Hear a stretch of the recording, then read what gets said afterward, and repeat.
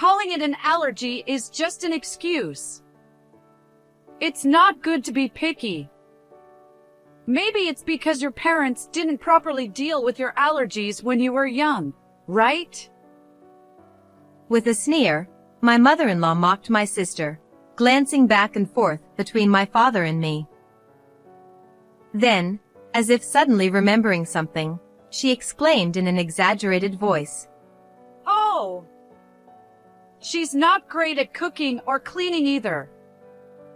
Perhaps she wasn't properly taught those things." She looked at my sister's husband, seeking agreement, and added, "She's got a cute face, but it's a shame about those other things, isn't it?" My sister's husband smirked, too. But they won't be laughing for long. After all, they're going to lose everything for making us angry. My name is Nancy. I'm 28 years old, single, and living alone. I'm a dedicated company employee. Given my age, I know it's time to start thinking about marriage, but I'm enjoying my work, and without anyone special in my life, it's something I've only vaguely considered for the distant future. It was during this time that I heard the news of my sister's marriage.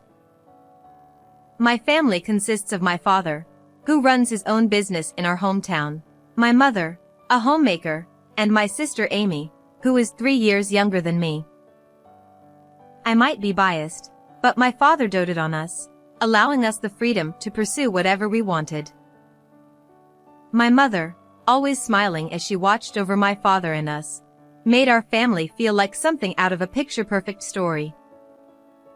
As for my sister Amy, she was an adorable and charming girl, the kind who could win over everyone around her, regardless of gender. There were times I thought it was unfair how cute she was, or that I envied her, but those thoughts would vanish whenever she came to me, calling, "Nancy! Nancy!" I've always found her irresistibly endearing. My father is the eldest of 5 siblings, most of whom live nearby, so our extended family is quite close. My mother also got along well with my aunts and uncles, so we often gathered for family events.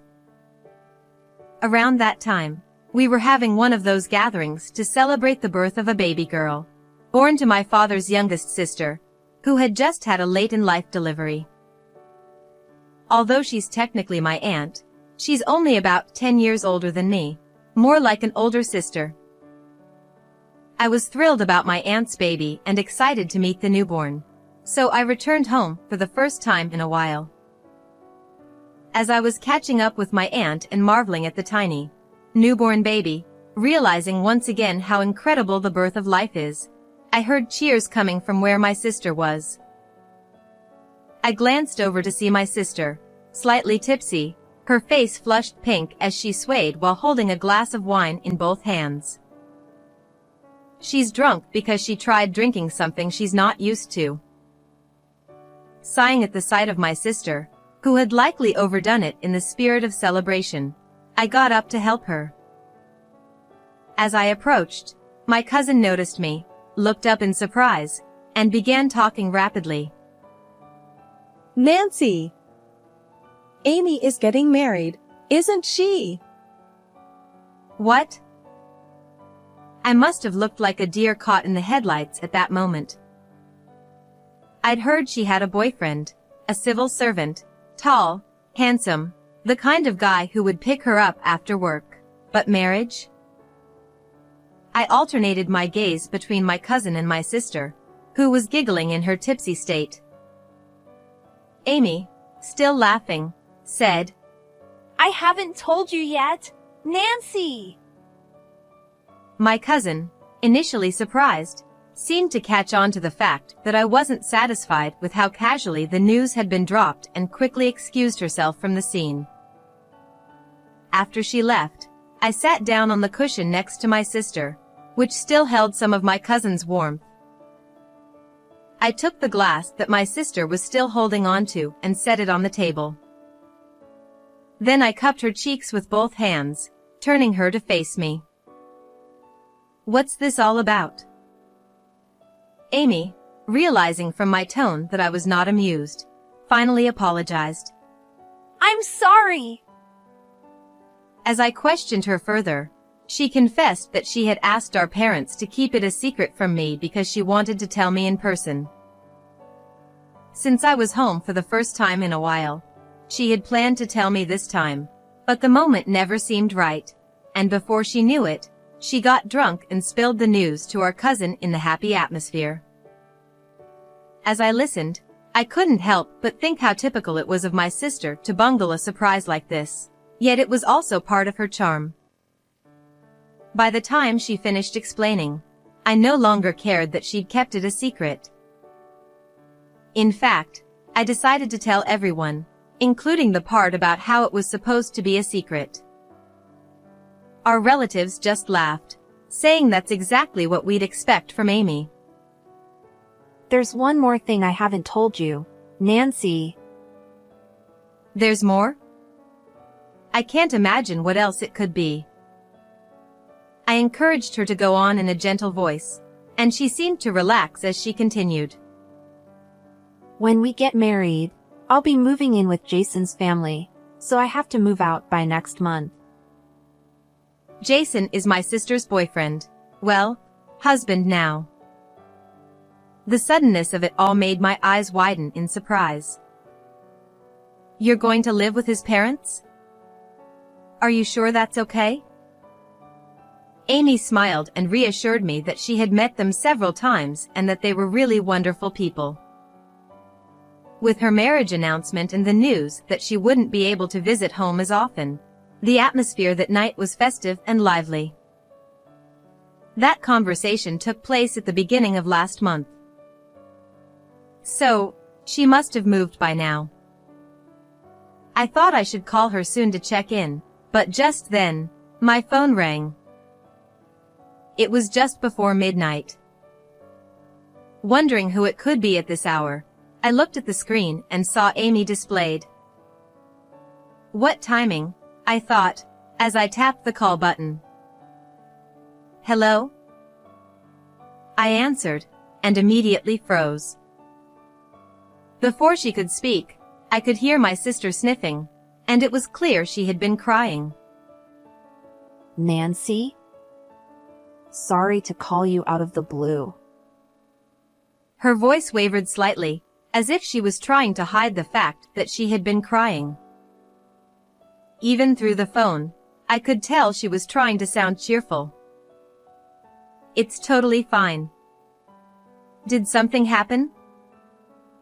I tried to keep my tone casual, not wanting to make her feel more stressed. Actually, I'm at the hospital right now. She couldn't hold back any longer and started to cry.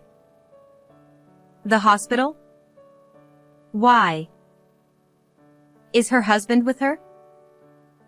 I had so many questions, but I held back and just listened. I was brought in as an emergency. I hate to ask, but could you come pick me up? Why me and not her husband or in-laws? I wondered, but quickly realized there must be a reason. I asked for the name of the hospital, told her I'd be there soon, and ended the call. Since it was late at night, I arrived at the hospital more quickly than I expected. My sister was sitting quietly on a chair in the hospital lobby. I rushed over to her immediately. Up close, she looked much thinner than she had a month ago, and her face was pale, showing clear signs of exhaustion. I sat down beside her and gently asked if she was okay. I'm sorry for calling you so late. I'm feeling better now. That's good. But what happened? Why were you rushed to the hospital?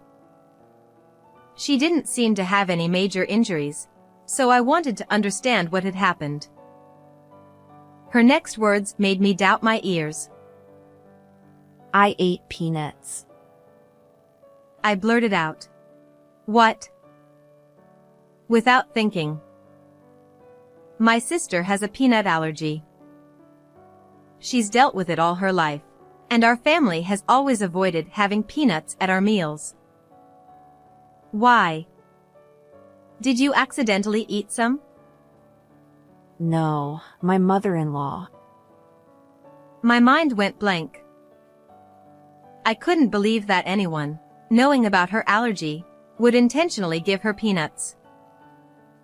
I asked if she had told her mother-in-law about the allergy. My sister turned to me, her eyes brimming with tears, and said, Of course I told her. But she said I shouldn't be picky just because I claim to have an allergy. Amy continued, explaining that even when she looked to Jason for help, he just told her to eat the peanuts because they were delicious, completely dismissing her concerns. Feeling like she couldn't refuse without causing a scene, my sister tried eating a small amount, hoping it would be okay. But soon after, she started having difficulty breathing. When she asked to be taken to the hospital, no one listened, so she ended up calling an ambulance herself. My mother-in-law even said, "Are you trying to make me look like the bad guy by exaggerating your symptoms?" So, I decided that I don't want to go back to that house anymore. That's why I called you, Nancy. I'm sorry. As my sister apologized through her tears, I took her hand and reassured her. It's okay. But even as I held her hand, I could feel my own shaking with anger. For now, let's go back to my place, okay? Yes. Thank you, sis. We headed back to my house together, and during the drive, I suggested that we talk to our dad about it tomorrow. Amy was worried about causing trouble for our parents, but I convinced her that keeping quiet about what had happened would only make them worry more. The next day, I called in sick to work and left the house with my sister, heading to our parents' home.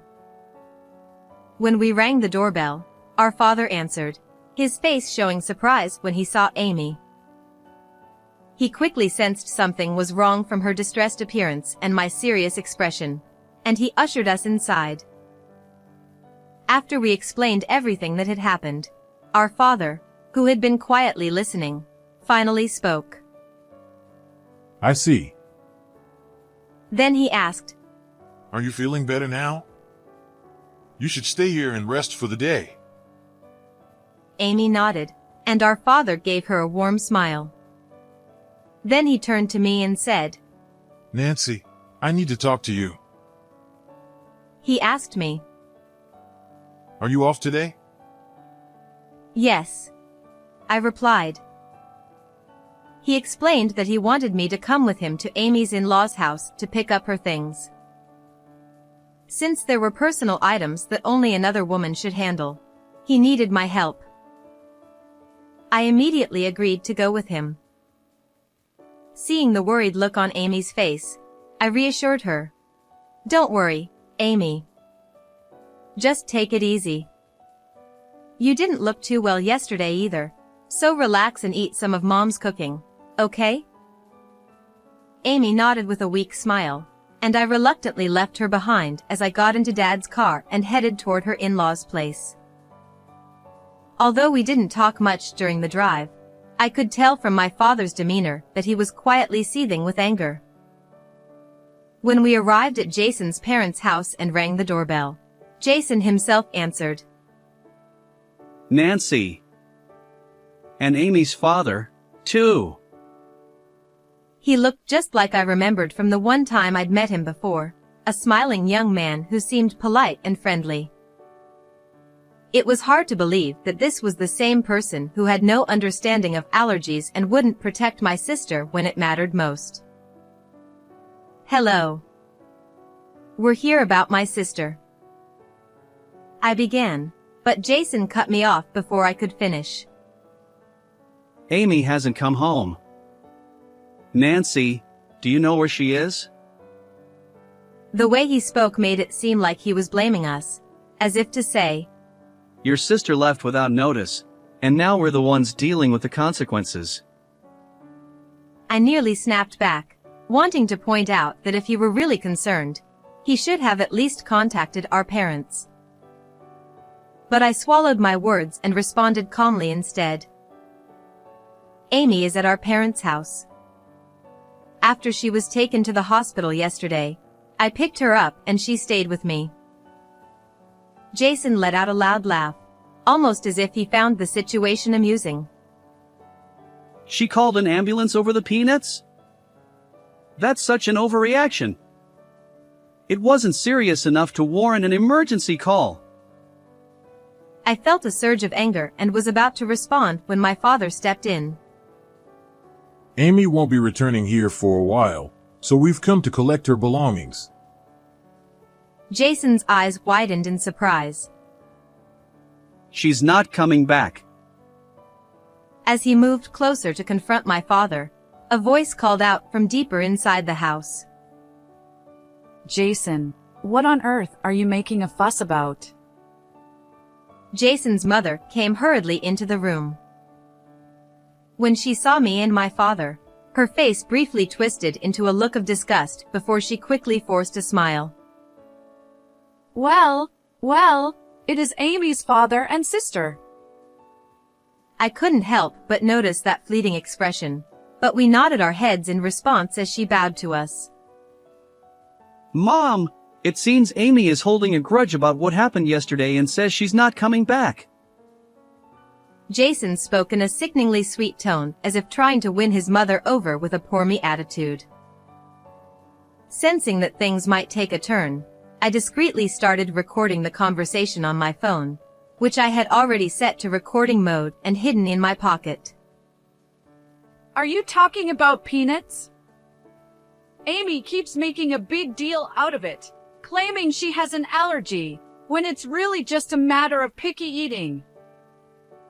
She continued, with the same plastered-on smile, saying she only wanted Amy to enjoy the delicious peanuts. It's not about picky eating. Amy has had a peanut allergy since childhood. Even food prepared with utensils that have touched peanuts can cause a reaction, so we've always been very careful. I fought to keep my anger in check as I explained, feeling on the verge of losing my composure. But Jason interrupted with a dismissive tone.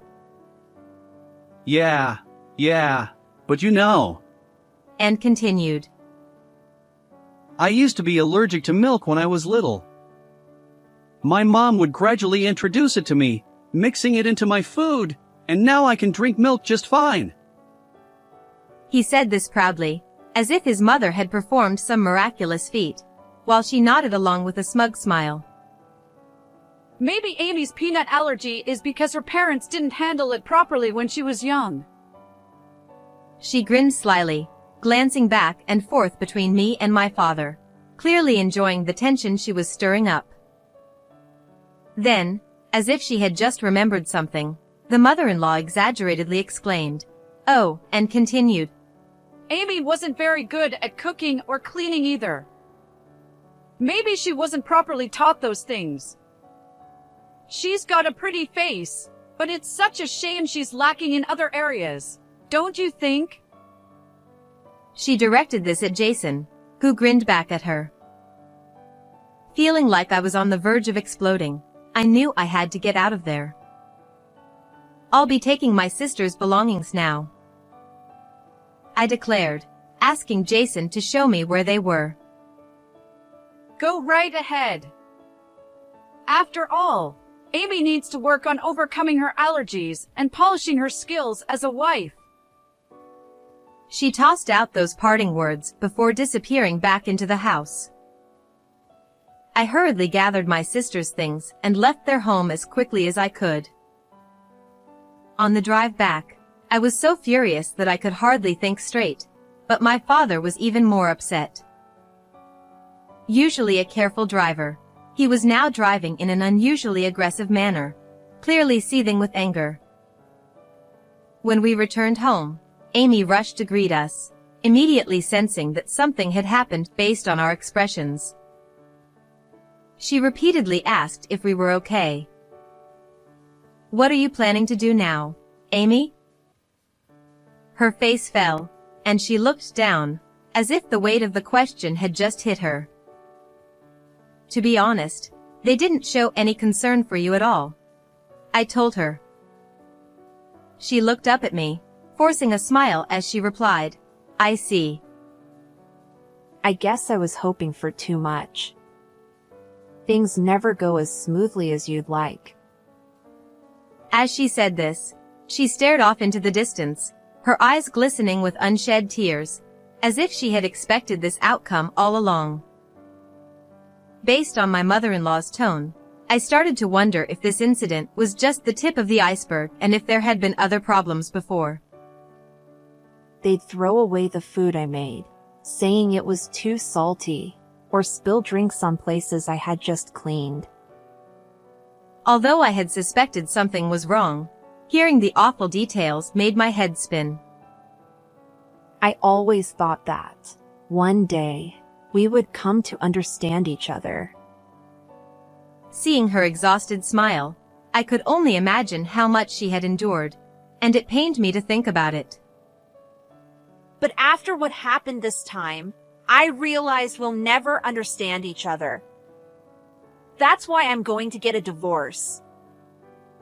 Perhaps relieved that her last bit of hope had been shattered, my sister said this with a bright smile. My father, hearing this, nodded deeply. You've done well up until now. He spoke gently, as if reassuring her. Leave the rest to me. Hearing this, my sister and I looked at our father with wide eyes. He responded with a mischievous smile. I've got a plan. A few days later, he told us that he would be going to pick up my sister's furniture and asked us to come along. My sister and I rode with him to her in-laws' house. Dad, 3 people isn't enough to move all that furniture, right? Father laughed heartily. Don't worry about that. I've got everything arranged. Although I was curious about what he meant by arranged, I trusted that things would be fine since it was him saying so. As we neared the house, I began to dread the thought of seeing those two again, but then cars began filling the driveway at my sister's in-laws' place. It was a large driveway, typical of a countryside house, but it quickly filled up. My sister and I were shocked as people began pouring out of the cars, our relatives, all arriving one after another. Now we won't have any trouble moving the furniture. Watching my father greet the arriving relatives, I finally understood what he meant by arranged. Noticing the large number of cars and people, my sister's mother-in-law and Jason came rushing out of the house in a panic. Amy! What is the meaning of this? Showing up with so many people all of a sudden? They looked as though they were about to lash out at my sister, so I quickly stepped in front of her to protect her. Then, my father stepped in front of me, and with a smile, said to them, Thank you for everything. My daughter has decided to divorce, so we're here to collect her belongings. At my father's words, my mother-in-law frowned. Divorce? I haven't heard anything about that. And we already packed up Amy's things recently, didn't we? Despite the tense atmosphere, my father continued with the same cheerful smile. Most of the furniture here is from when my daughter lived alone. Since it's furniture, I brought about 23 of our relatives along. With that, he turned to the nearby relatives. All right, I'm counting on you. The relatives began streaming into the house. Jason, perhaps trying to stop them, went inside with them. That left just me, my sister, my father, my mother-in-law, and 2 others outside. First, this is our lawyer, and she's my daughter's cousin. Cousin? What does she have to do with this? Mother-in-law looked up and down at the cousin and scoffed. And she's just kid. Indeed, one of the cousins was still a university student. As I wondered why the cousins were here, one of them spoke up. I'm studying law at university. After hearing what my uncle said and listening to Nancy's recorded statements, I came because your comments could potentially be criminal. The cousin stated calmly. It was true that the cousin was quite intelligent and was studying law at university. Forcing someone to eat something while knowing they have an allergy is highly criminal. Mother-in-law laughed derisively. You're just a student, aren't you? What do you know about this? She said this while covering her smirking mouth with her hand.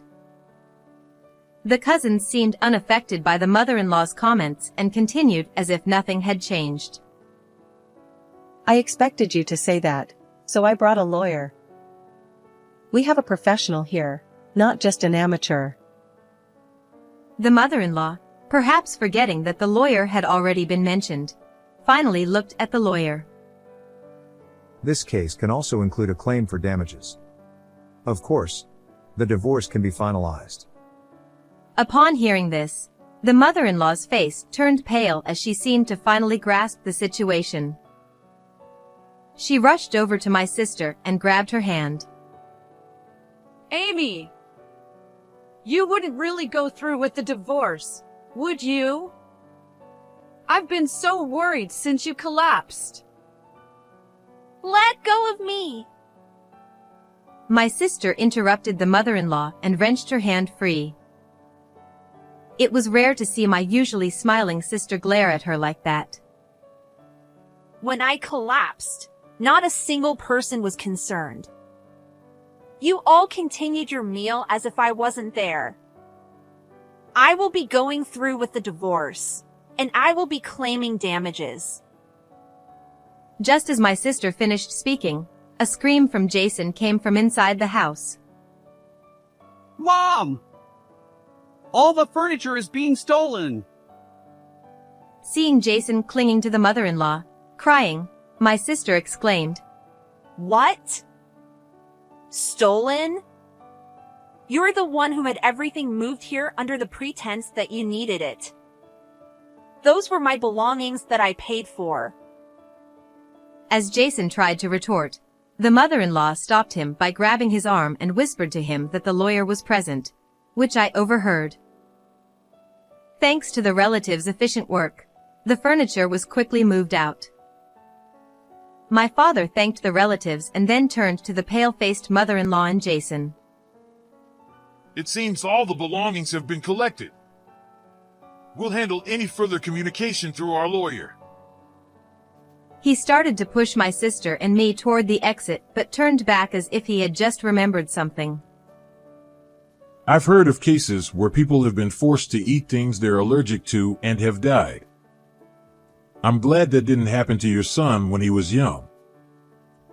His smile was genuine, but his eyes were not. We all got into the car, and initially, everyone was silent, but my father soon broke the silence with laughter. Wow, the two had the best expressions. Seeing my father's genuine smile, which I hadn't seen in a long time, both my sister and I started to chuckle, which turned into full laughter. We all laughed heartily as we drove home. It was a rare moment of genuine joy. Afterward, the divorce was officially finalized. Since my sister's furniture had been removed, the house was left empty. The furniture originally in the house had been sold when my sister got married, as it was expected that her furniture would be used. Additionally, the money from the sale had been spent without my sister's knowledge, so there were no savings left. With the emergency transport and the arrival of the relatives, news of the divorce and the mistreatment spread quickly, leading the in-laws to move away as if fleeing. They were reportedly working tirelessly from morning till night to handle the alimony payments, moving expenses, and to replace the furniture. My sister's health has improved, and her previously thin body is gradually returning to its normal state. She and I are now living together in my home until she finds a new place. Although there are times when the noise of having my sister around reminds me of how much has changed, I appreciate having someone at home. I'm enjoying the days, laughing with my sister as we did in the past. How did you find this story? Don't forget to subscribe to the channel. See you in the next video.